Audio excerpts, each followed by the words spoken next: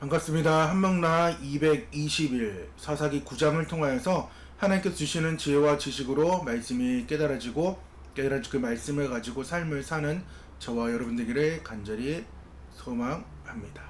우리 사사기에 패턴, 사이클이 있었죠. 마지막 5번째 망각, 기억 상실에 대한 이야기를 계속해서 하고 있습니다. 우리가 하나님을 잊었기 때문에, 즉 하나님께서 우리의 왕이 되지 않았기 때문에 빛대신 하나님만이 우리 가운데 계시면은 하나님의 뜻 가운데 거할 수 있는데, 하나님이 안 계시니까 자기의 소견에 옳은 대로 행하는 그 사사기의 일들이 이 5번째 기억 상실을 통해 이루어지는 상황이라는 거죠. 그래서 패턴 5가지 기억하시나요? 죄, 압제, 강구, 구어, 망각. 죄, 압제, 강구, 구원, 망각. 이 5가지의 고리를 이제 9원에서 4번에서 끝내야 돼요. 우리가 죄를 지을 수 있고 압제당할 수 있어요. 그럴 때 하나님께 부르짖는 것이고, 우리의 삶에서 그때 하나님께서 성령님을 통해서 계속해서 말씀하시는 그 구원됨이 늘 우리의 삶에 있다라는 거죠. 근데 또 다시 죄를 짓는 이유는 우리가 하나님을 망각했기 때문입니다. 기도원의 말씀을 우리가 함께 나누고 있습니다. 오늘 마지막 9장에 이제 상황들이 이뤄지는데, 기도원의 서자 아비멜렉은 스스로 왕이 되려고 자신의 이복 형제 70명을 한 바위 위에서 무참히 살해합니다. 유일하게 살아남은 막내 요담은 세겜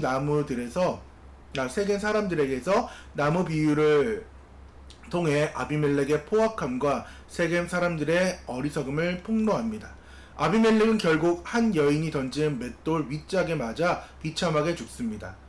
오늘 9장은 왕이 없는 시대에 인간의 권력욕이 얼마나 끔찍한 결과를 낳는지 보여주며, 이스라엘이 진정으로 필요로 하는 왕은 인간의 욕망을 채우는 존재가 아님을 암시하는 것이 9장입니다. 오늘 인간적인 왕과 사사들, 가시나무와 아비멜렉에 대한 이야기입니다. 오늘의 단어는 여룻바알이 아니라 아비멜렉 저주입니다. 여룻바알은 지금 기드온의 이름이었고, 아비멜렉과 저주의 지금 단어입니다. 우리는 지금 기드온, 그 여룻바알의 일들을 보면서 하나님께서 부르짖기 전에, 그리고 그 부르짖음을 통하여서 구원자를 보냈는데 선지자를 보냈다라는 얘기를 우리 6장에서 했죠. 그래서 문제는 환경에 있는 것이 아니라 마음에 있다. 즉 마음 뭐요? 하나님이 없다는 그 마음이 있다. 그래서 말씀으로 회개하여야 우리가 하나님을 모셔드릴 수 있고 성령의 충만한 삶을 살 수 있다라는 이야기를 했습니다. 근데 오늘 9장의 사이클이 이제 무너지는 거예요. 죄, 압제, 간구, 구원, 망각이 아예 순서가 사라집니다. 그리고 이러한 일들로 인해서 모든 것들이 사라지는 그러한 상황들.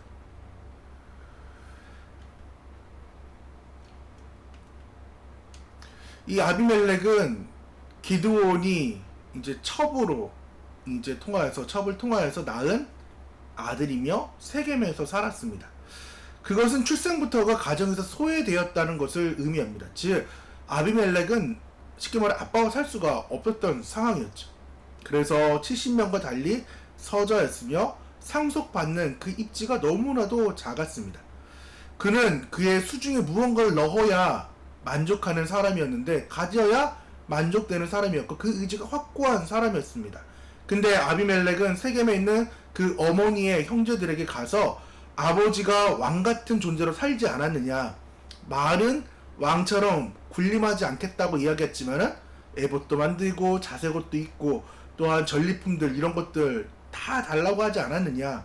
그러니까 그 70명이 나중에 너희의 머리가 되느니 어떻게 우리와 함께 세겜으로 내가 자란 세겜의 형제인 나를 왕으로 추대하는 것이 어떻겠냐라고 이야기를 합니다. 아비멜렉 수단과 방법을 가리지 않습니다. 자질과 자격이 없는 사람입니다. 허풍과 협박을 일삼으면서 그 자신의 동족이라고 생각했던 그 세겜 사람들을 구워 삼습니다. 이때 단 한 명, 막내 이복 형제였던 요담이 겨우 피신하여서 살게 되었고, 그리고 그 아비멜렉 앞에서 이제 나무 비유를 이제 들기 시작합니다. 마지막 그 가시나무가 이제 아비멜렉이라는 것을 이제 예로 들기 시작합니다.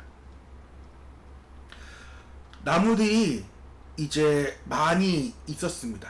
그러다가 이 나무들이 고민하다가 왕을 세우기로 생각을 합니다. 그때 신하들 그들이 가가지고 감람나무에게 가서 이야기합니다. 우리의 왕이 되어 주십시오 라고 이야기하자 감람나무가 그래 내가 너희의 왕이 되겠다 이렇게 얘기한 것이 아니라 내게 있는 나의 기름, 즉 짜파게티에 먹는 그 올리브 기름은 하나님과 사람을 영화롭게 하는 것이니 내가 어찌 이것을 버리고 가서 나무들 위에 지금 군림하겠느냐 흔들겠느냐라고 이야기합니다. 감람나무는 이스라엘의 영적 지도자나 백성들에게 유익을 주는 사람을 상징합니다. 감람나무의 기름은 하나님께 드리는 제물과 사람들의 삶을 윤택케 하는 중요한 역할을 했습니다. 이처럼 진정으로 백성을 위하고 하나님을 경외하는 사람은 자신의 유익을 버리고 왕이 되려 하지 않는다라는 것입니다. 다음 나무는 무화과 나무입니다. 그리고 포도나무입니다. 역시나 나무의 신하들 그 나무가 가서 이야기합니다.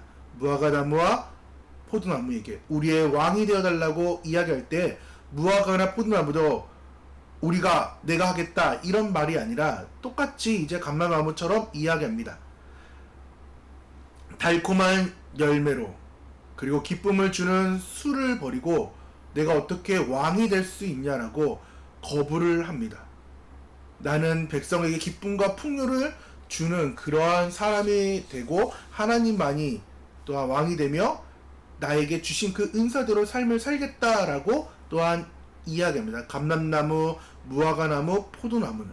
근데 나무들이 포기하지 않고 아무 쓸모없는 이제 가시나무에 가서 이야기합니다. 가시나무에게 우리의 왕이 되어달라고 이야기를 합니다. 그때 가시나무가 감람나무, 무화과나무, 포도나무처럼 이야기해야 되는데 이야기합니다. 내가 진실로 내게 기름을 부어 너희의 왕으로 삼으려고 하거든 내 그늘에 피하라는 것입니다. 지금 그림에서 보다시피 그늘이 없어요. 근데 그늘에 피하라고 얘기합니다.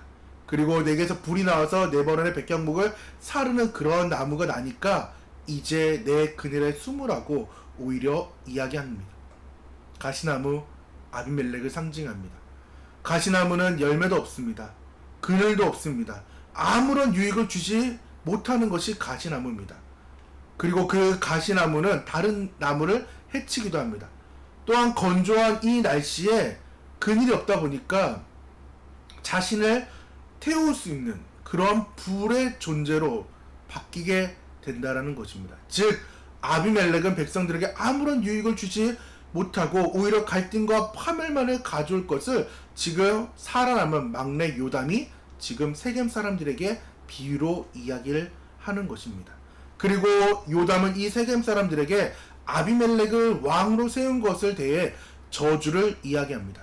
너희가 오늘 일어나 우리 아버지의 집을 쳐서 그의 아들 70명을 한 바위 위에서 죽이고 그의 여종의 아들 아비멜렉이 너희의 형제가 된다고 그를 세워 세겜 사람들의 위에 왕으로 삼았도다. 만일 너희가 오늘 여룻바알과 그의 집을 대접한 것이 진실하고 의로운 일이라면은 너희가 아비멜렉으로 말미암아 기뻐할 것이요 아비멜렉도 너희로 말미암아 기뻐하려니와 그렇지 아니하면 아비멜렉에서 불이 나와서 세겜 사람들과 밀로의 집을 살을 것이요 세겜 사람들과 밀로의 집에서도 불이 나와 아비멜렉을 살을 것이라는 그러한 저주를 요담이 내립니다. 요담은 세겜 사람들이 아비멜렉 왕을 삼은 것을 불의한 행임을 정확히 지적했습니다. 근데 이 저주는 놀랍게도 그대로 성취됩니다. 아비멜렉과 세겜 사이에서 3년 후에 이제 싸움이 납니다. 갈등이 납니다. 불길이 타오르기 시작합니다. 결국 아비멜렉은 세겜성을 공격하고 그 과정에서 세겜 사람들은 신전에서 모두 불타게 됩니다. 하지만 아비멜렉도 뿌린 대로 거두게 됩니다. 그는 데벳의 성을 공격하다가 한 여인이 던진 맷돌 윗짝에 맞아 두개골이 부서집니다. 그는 수치스럽지 않기 위해서 자기의 무기든 아이에게 자신을 죽이라고 부탁하는 처참한 그러한 말로를 맞이하게 됩니다. 즉 가시나무와 같던 불을 지피던 아비멜렉은 결국 스스로 불타버리게 된 것입니다. 오늘 9장의 말씀 어떠한 생각들이 드시나요? 여기서 무슨 적용점이 있지? 무엇이 선한지? 라는 생각이 분명히 있을 것입니다. 왕이 사라지면 그렇게 돼요. 내가 스스로 높아지면 아비멜렉과 같은 가시나무와 같은 삶을 살 수밖에 없다라는 것입니다. 그래서 오늘 9장을 통해서 우리가 알 것은 올바른 리더십이 있어야 된다라는 것입니다. 그 기준이 있어야 된다라는 것입니다. 감람나무, 무화과나무, 포도나무는 진정으로 백성을 섬기고 이롭게 하는 리더의 모습을 보여줍니다. 반면 가시나무는 자신의 야망만을 위해 타인을 이용하고 파멸시키려는 그 리더의 상황을 상징한다라는 것입니다. 우리는 겉으로는 화려해 보이지만 아무런 유익도 주지 못하는 가시나무와 같은 존재가 되어서는 절대로 안 됩니다. 그리고 저를 위해 기도해 주시기 바랍니다. 함께하는 교회 함철원 이 목사가 주님의 종이 가시나무가 되지 않게 해달라고 기도하시고 정말 하나님의 뜻 가운데 살아서 주님이 왕으로 살아서 감람나무, 무화과나무, 포도나무와 같은 그런 열매를 맺고 그 열매를 가지고 성도들을 섬기고 또한 죽어가는 그러한 믿지 않은 많은 사람들을 구원해내며 다음 세대를 위한 그런 목회자가 되기 위해서 부단히 좀 기도해 주시기 바랍니다. 그 올바른 리더십이 세워질 수 있도록 하나님 안에서 기도해 주시고, 두 번째는 악행의 결과예요. 아비멜렉의 삶은 죄의 파멸적인 결과를 보여줍니다. 그는 자신의 야망을 위해 피를 흘렸고 결국 그 피의 대가를 치르게 되었습니다. 하나님께서는 의로우신 분이십니다. 반드시 악행을 심판하는 분임을 우리가 알고 그 악행의 결과를 우리가 곧 맞이할 수 있다는 것입니다. 하나님이 없다면, 만약 하나님이 계시다면 악행이 아니라 하나님께서 열매 맺는 그러한 귀한 일들을 보여주시겠죠. 그러니까 우리의 삶의 왕을 하나님으로 꼭 모시길 바랍니다. 마지막 세 번째는 지혜로운 선택인 거예요. 세겜 사람은 눈앞에 이익을 위해 악한 사람을 선택했습니다. 그 결과 그들은 함께 파멸의 길을 걸었습니다. 지금 우리가 사단 마귀 귀신의 영체 세 번째를 하고 있잖아요. 영적인 사기꾼을 쫓아가면은 우리는 결국에는 지옥에 갈 수밖에 없어요. 왜? 영적인 사기꾼을 쫓아갔고 그를 섬겼기 때문에. 파멸의 길입니다. 우리는 순간의 이익이나 감정에 흔들려서 잘못된 선택을 하지 않도록 영적인 분별력을 가지고 하나님 주신 그 지혜를 가지고 삶을 살아낼 줄 우리는 알아야 된다라는 것입니다.